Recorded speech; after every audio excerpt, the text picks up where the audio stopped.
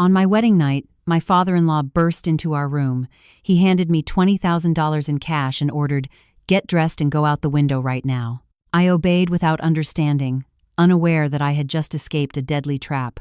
That was supposed to be the happiest night of my life, but it turned into the beginning of a nightmare that would change everything forever. But before we get into the story, support us by hitting the like button and subscribing right now. I also want to say hello to you all. Leave your name and your city in the comments, and type the word present. I want to know from what far-off places you are listening to me. It all began that night in Charleston, South Carolina, when the last notes of the jazz band faded away and the guests began to leave. The historic estate where we celebrated the wedding smelled of white roses and bourbon. My lace dress was still impeccable. My heart was beating with the excitement of starting my life with David, the man I loved. I never imagined that in a matter of minutes, everything would fall apart. I was taking off my earrings in front of the mirror when I heard the door slam shut. I turned around expecting to see David, but it was Mr. Robert Thorne, my father-in-law.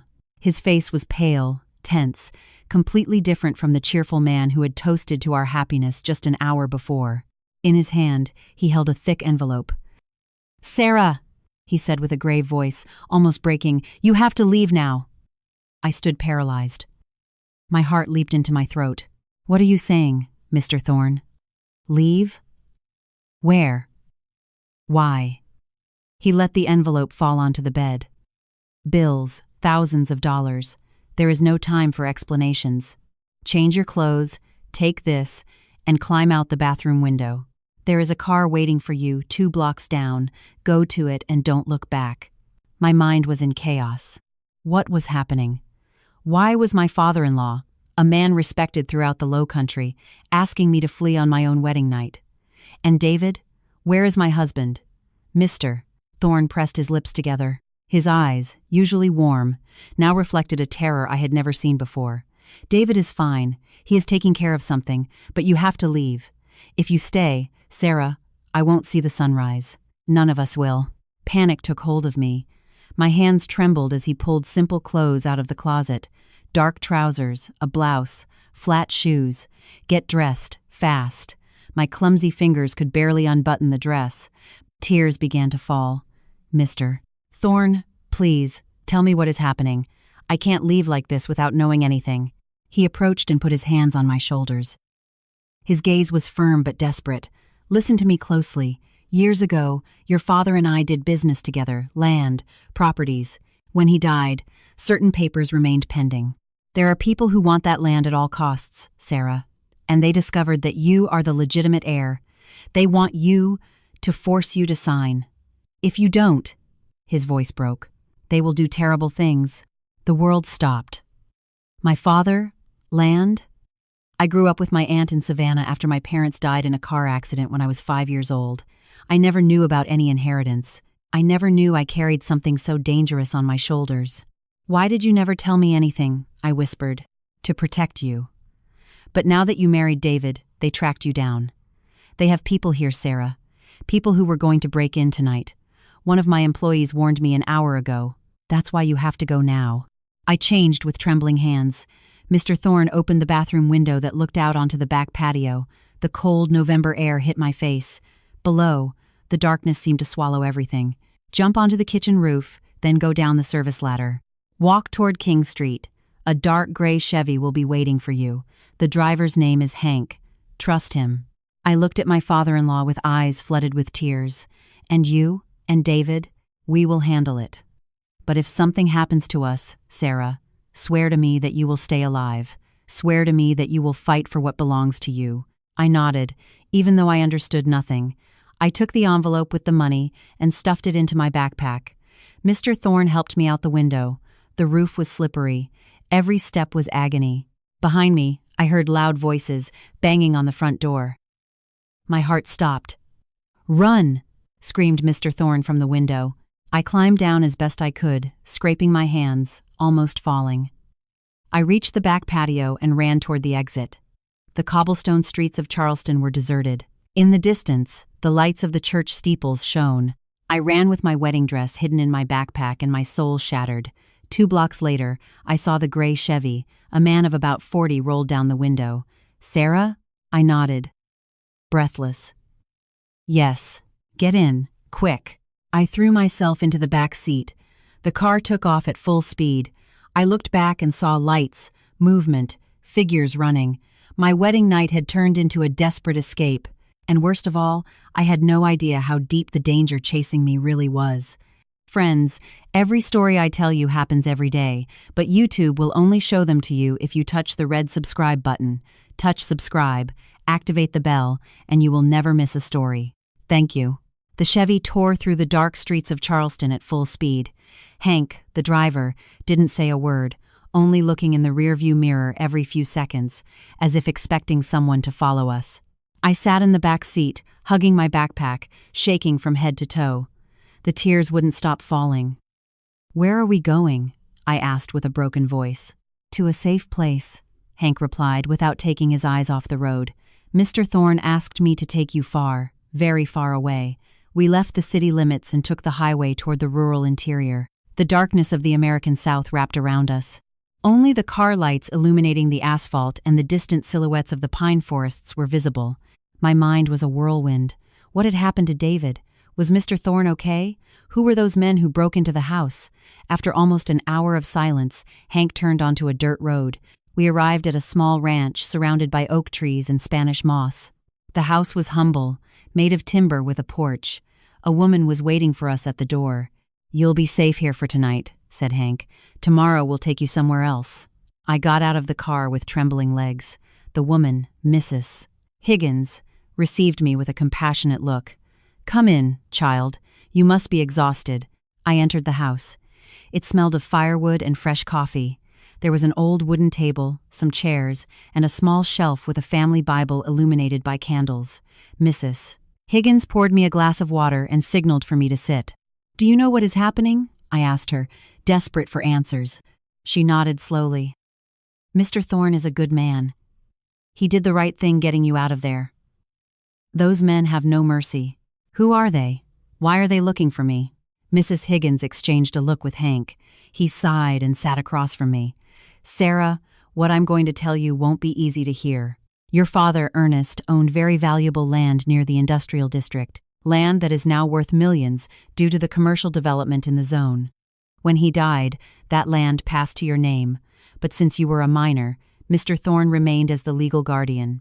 I was left breathless. Land. I am the owner of land. Yes. And there is a group of unscrupulous businessmen who want to take it. They tried to buy it for years, but Mr. Thorne refused. He knew it belonged to you. Now that you turned 25 and got married, you are legally the owner, and they know it." The pieces began to fit together. That's why Mr. Thorne had protected me so much. That's why he made me flee. If they caught me, they would force me to sign over that land, or worse. And David? He knew all this? Hank lowered his gaze. "Yes," Mr. Thorne told him months ago. "That's why the wedding was moved up. We thought that if you got married quickly and kept a low profile, you would be safe. But someone tipped them off." I felt a mixture of betrayal and relief. David knew. He had protected me, but he had also hidden the truth from me. That night, I couldn't sleep. I stayed in a small guest room, lying on a cot, staring at the wooden ceiling. Outside, crickets chirped, and the wind moved the branches of the trees. Every noise startled me. I was afraid that someone would arrive, that they would find me, that everything would end badly. At dawn, Hank knocked on the door. "Sarah, we have to go." I received a call. "Mr. Thorne. They have him." The world collapsed around me. I jumped up. "What? How?" "Last night, after you left, they broke into the house. They took him. They are demanding that you appear and sign the papers. If you don't, they threaten to kill him." Tears burst forth uncontrollably. I let myself fall onto the bed, covering my face with my hands. Mr. Thorne, the man who had saved me, was now in danger because of me. "And David?" I asked between sobs. "He is in hiding, trying to get help. But Sarah, you have to understand something. If you turn yourself in, it will all have been in vain. Mr. Thorne would prefer to die rather than see you fall into their hands." "I can't let him die for me," I said with a trembling but firm voice. "I can't." Hank looked at me seriously. "Then, we have to be smarter than them. We need a plan." Mrs. Higgins entered with an old landline phone. They called again. They say they have Mr. Thorne in a warehouse in the industrial park. They want you to go alone. No police. No one else. I took a deep breath. Fear paralyzed me, but at the same time, a new strength was born inside me. I couldn't keep running. I couldn't let Mr. Thorne pay for protecting me. I had to do something. What are we going to do? I asked, looking at Hank. He clenched his fists. We are going to go, but not alone. I have friends, trusted people. We will enter by surprise. But Sarah, this will be dangerous. Very dangerous. I nodded. There was no turning back. My wedding night had turned into a war, and I was willing to fight, even if it cost me my life, for the man who had saved me and for the future that belonged to me. That same afternoon we left for the city. Hank had contacted 3 trusted men, ex-military types who owed favors to Mr. Thorne. We traveled in 2 trucks along back roads, avoiding toll booths. I sat silently with my stomach in knots, thinking about Mr. Thorne locked up, perhaps wounded, perhaps suffering. We arrived at the city limits as night fell. The city shone with its lights, but we headed to the industrial zone, where abandoned warehouses lined up like ghosts of steel and concrete. Hank stopped the truck on a dark street. That's the one, he said, pointing to a large warehouse with broken windows. My contacts confirmed they have him there. There are at least 6 men guarding it. My heart beat so fast I felt it would burst out of my chest. What do we do? You stay here, ordered Hank. We will go in and get Mr. Thorne out. No, I said firmly. I'm going with you. They want me. If they see I'm there, maybe they'll lower their guard. Hank shook his head. It's too dangerous. Mr. Thorne risked everything for me. I won't stay here waiting. The men looked at each other. Finally, one of them, a big guy named Mark, nodded. She has guts, but if something goes wrong, you run. Understood? I nodded. They gave me a tactical vest, a flashlight, and a radio. They checked their weapons. I was shaking, but I tried to stay calm. We walked in silence toward the warehouse. The moon barely illuminated the path. In the distance, dogs could be heard barking. We split up. Hank and Mark would go through the main entrance, the other 2 around the back. I would stay hidden nearby, ready to act if necessary. 10 minutes passed that felt like hours. Suddenly I heard shouts, gunshots. My heart stopped. Without thinking twice, I ran toward the warehouse. The door was ajar. Inside was chaos. Men shouting, flashlight beams crossing. I saw Hank struggling with a guy. Further back, in the depths, tied to a chair, was Mr. Thorne. "Dad!" I screamed without thinking. He lifted his head. His face was bruised, blood on his forehead, but his eyes shone when he saw me. "Sarah, no, go!" But it was too late. One of the men saw me and lunged at me. I tried to run, but he grabbed my arm. His breath smelled of alcohol. "Look at this," the runaway bride. I fought, kicked, screamed. Mark appeared out of nowhere and knocked him down with a blow. "Run, Sarah!" I ran toward Mr. Thorne. With trembling hands, I tried to untie the ropes, but they were too tight. "Mr. Thorne, I'm sorry. I'm so sorry." He shook his head. "Don't apologize, child. You did the right thing. Now get me out of here." Finally, the ropes gave way. Mr. Thorne stood up with difficulty. He was limping. I put his arm over my shoulder and we began to move toward the exit. But at that moment, a cold voice resonated in the warehouse. "Stop right there." I turned around. A man in a suit walked in calmly. He was tall, with gray hair and a gaze that froze the blood. Behind him were more armed men. "Miss Sarah," he said with a cruel smile, "how brave of you to come all this way. Saves me the trouble of looking for you." "Who are you?" I asked, trembling. "My name is Hector Sterling, businessman and owner, or at least I will be soon, of the land your late father left, land that you are going to sign over to me right now." "Never," I said with a trembling but firm voice. Hector laughed. "Never? Let's see if you change your mind." He snapped his fingers and 2 of his men dragged someone else in. My heart stopped.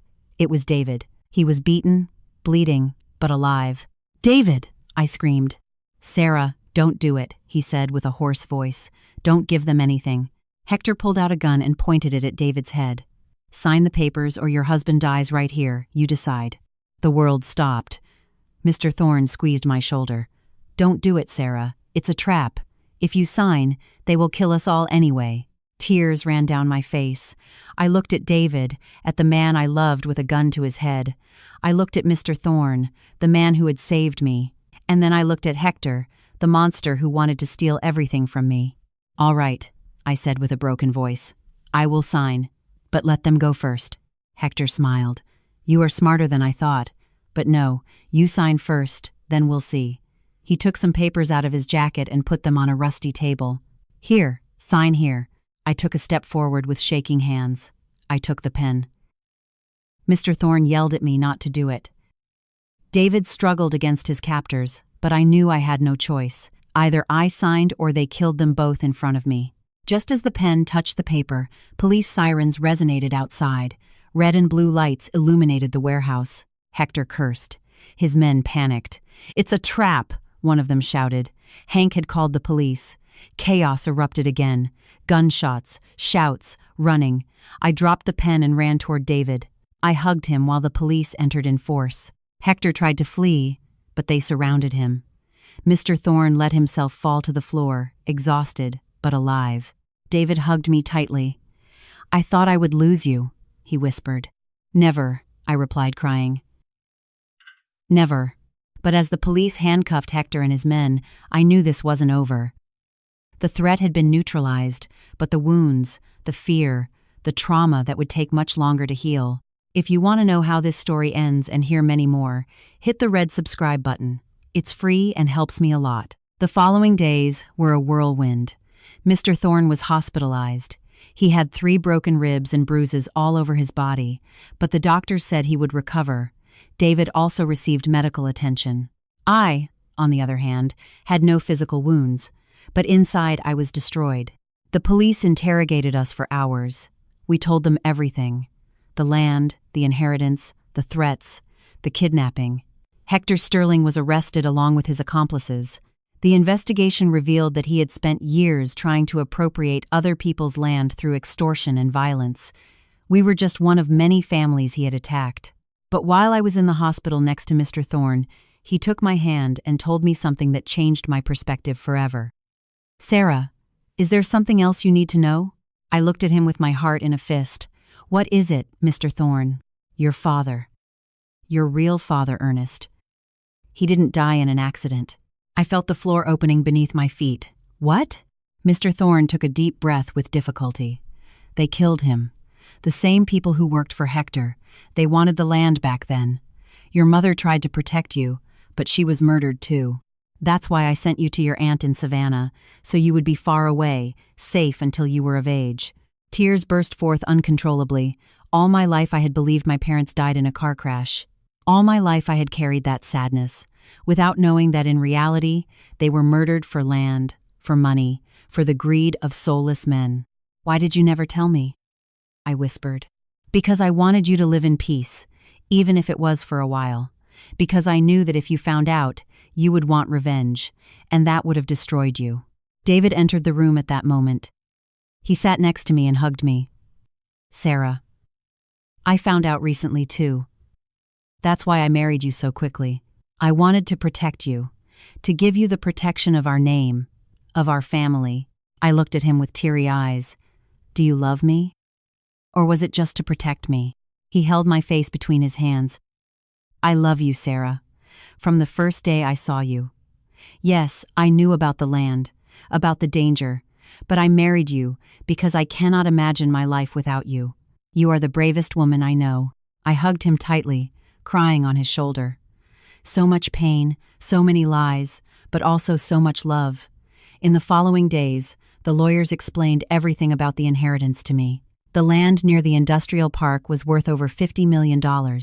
With the commercial development of the area, its value would keep rising. I was officially one of the wealthiest women in the state, and I had no idea. But the money didn't matter to me. What mattered was the truth, justice for my parents. I decided to use part of the money to hire private investigators. I wanted to know exactly who had killed my parents. Hector Sterling was in prison, but I knew he was just one piece. There were more people involved. A month later, the investigators handed me a report. 2 men had executed the murder of my parents. One was already dead. The other lived in Houston under a fake identity. The police arrested him days later. When they called me to testify at the trial, I faced that man face to face. He was old, gray-haired, with an empty gaze. I asked him why he had done it. He only replied, "Orders." They paid me well. I felt disgust, rage, but also strangely relief. Finally, I knew the truth. Finally, I could close that wound. Mr. Thorne recovered completely. David and I returned to Charleston, but this time to a new house, more secure. We installed alarm systems, cameras, guards. We weren't going to risk it again. I decided to sell part of the land, but kept the most important parcels. With the money, I created a foundation in memory of my parents to help families who were victims of extortion and violence. I wanted their death not to be in vain. One afternoon, while David and I walked through the historic streets of Charleston, he stopped me in front of the church where we got married. "You know," he said, "our wedding night was a disaster. We never had that perfect night you dreamed of." I smiled with sadness. "No, but we survived, and that is more valuable." He hugged me. "We can have a second wedding night, start over. This time without danger, without fear, just you and me." I nodded with tears in my eyes. "I would like that." That night we returned home, lit candles, played soft music, and for the first time since that chaotic night, we were together as husband and wife, in peace, in love, without shadows stalking us. But even in the midst of that happiness, I knew the scars would never disappear entirely, that every time I closed my eyes, I would remember Mr. Thorne's face telling me to flee. I would remember the gun pointing at David's head. I would remember the fear, the pain, the loss. And I knew that although Hector was in prison, the world remained full of men like him, men willing to destroy lives for money. And that terrified me. Months passed. Life returned to a kind of normality, although it would never be the same. Mr. Thorne retired and moved in with us. He said he wanted to be close, to watch over us, to protect us. I called him Dad because that's what he was to me, a father. David resumed his work in the family business, but now with a more active role. I, for my part, dedicated myself to managing the foundation. We helped more than 100 families in the first year. Every story I heard broke my heart, but also gave me strength to continue. However, the peace didn't last long. One afternoon I received an anonymous call. A distorted voice told me, "Hector Sterling wasn't the only one. There are more, and they are coming for you." I hung up trembling. I told David. He called the police, but they told me that without proof, they couldn't do anything. Empty threats weren't enough to open an investigation. That night I didn't sleep. Every noise startled me. David installed more cameras, hired more guards, but I knew we couldn't live like this forever, locked up, in fear. Days later, one of the guards found an envelope at the entrance. Inside, a photo of me taken from afar with a red cross over my face. And a note, "The land or your life." David exploded. "That's enough. We're going to sell everything. It's not worth it." But I shook my head. No. If we give in now, they will never stop. There will always be someone else. We have to face them. Mr. Thorne supported me. "She's right, son. We can't live running away." I hired more investigators. They tracked the call, the photo, everything. They discovered there was a new group led by a man named Rodney Vance, a business associate of Hector from prison. He had taken control of the operation. We decided to set a trap for him. I made it public that I would be at a lawyer's office in the city, signing the sale of one of the plots of land. It was a lie, but we spread it on social media, in newspapers. We wanted Rodney to take the bait. On the appointed day, the police surrounded the area. I was in a room with hidden cameras accompanied by David and Mr. Thorne. We waited an hour, 2 hours, nothing. Just when we thought he wouldn't come, the door opened.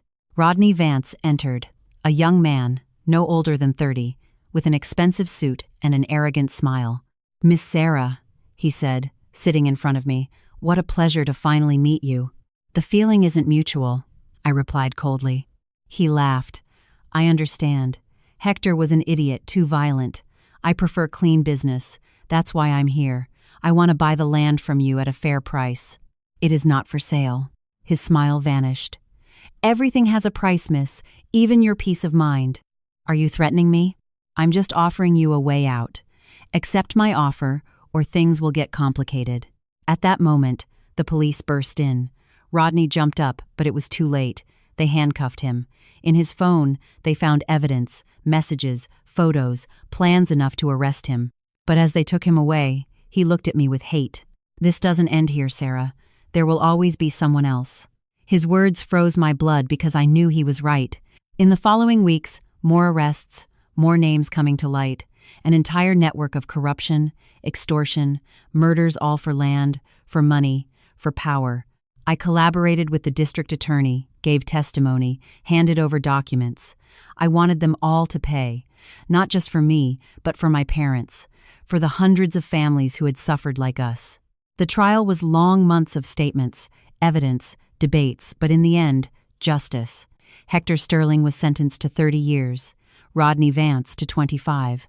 Other accomplices, slightly less, but all in prison. When I left the courthouse the day of the sentencing, reporters surrounded me. They asked me how I felt, if I was satisfied, if I finally had peace. I looked at the cameras and said, "Justice was served, but peace. That is something I have to build every day." Because fear doesn't disappear with a sentence, scars don't heal with money, but I will keep going for my parents, for my family, for all the victims who didn't have the luck I had. That night, back in Charleston, David prepared a special dinner. Mr. Thorne proposed a toast with bourbon. "To family," he said. "To justice. To Sarah, the bravest woman I know." We toasted, we laughed, we cried because after all the pain, the loss, the fear, we were still together, still alive, and that was the only thing that mattered. But that night, before sleeping, I looked out the window toward the stars and thought about my parents, about how they would have been, what they would have told me if they were here. And although I would never know, I felt their presence, their love, their pride. "Rest in peace," I whispered. "I finally got justice. Finally, you are at peace." I closed my eyes with David holding me, and for the first time in a long time, I slept without nightmares. But deep down, I knew that the fight never ends, that there will always be someone willing to take what is yours, and that the only way to survive is to be alert, always alert. A year passed since that trial. The foundation grew. We helped more than 500 families. We bought land for community projects. We built schools, clinics, all in the name of my parents. David and I renewed our vows. This time a small ceremony, intimate, only with Mr. Thorne and some close friends. Without fear, without danger, just love. Mr. Thorne walked me down the aisle. He cried. "I am so proud of you too, daughter," he told me. "Your parents would be proud." I nodded with a full heart. "Thank you, Dad, for everything, for saving me, for loving me like your daughter." He hugged me tight. "You will always be my daughter, always." Life continued quietly, peacefully, or at least as peacefully as it could be. But there are nights when I still wake up startled, nights when I dream of that wedding night, with Mr. Thorne giving me the money, with the gun pointing at David. Nights when the fear returns. David hugs me. "You are safe," he whispers. "I am here. I will always be here." And I cling to him, knowing that even though the danger has passed, the shadows never disappear entirely. A few days ago, I received a letter with no return address. Inside, a single line. "Never forget that we are watching you." I burned it. I didn't show it to anyone because I know that if I do, the chaos will return. The investigations, the guards, the fear, and I am tired of being afraid. I decided to live, simply live, because that is what my parents would have wanted, what Mr. Thorne risked everything to give me, what David fights to protect every day. But I also know that letter is not a joke, that out there someone is still watching, waiting, planning, and someday perhaps they will return. That's why I keep the cameras, the guards, the alertness, because I learned that danger never goes away completely, it only hides. And as I write this, sitting in my house in Charleston with David sleeping beside me and Mr. Thorne in the next room, I ask myself, was it worth it? Was the land worth it? The money? The justice? And the answer is yes, because it's not about the land. It's about honor, legacy, about not letting the monsters win. It is about living with your head held high, knowing that you fought, that you didn't give up, that you protected what was yours. But it is also about accepting that some battles never end, that some wounds never heal completely, that fear will always be there lurking in the shadows, and learning to live with that, to keep going despite everything, because in the end, that is the only thing we can do. Live, love, fight, and hope that it is enough. I close this account knowing that my story has not ended, that maybe it will never end, that there will always be someone out there watching, waiting, but I will not give up, because I am Sarah, the bride who fled on her wedding night, the heir who faced the monsters, the daughter who achieved justice, and I will keep going no matter what happens, even if the fear never completely disappears. If you like this story, click subscribe and tell me in the comments which part impressed you. Tomorrow, there is more. See you there.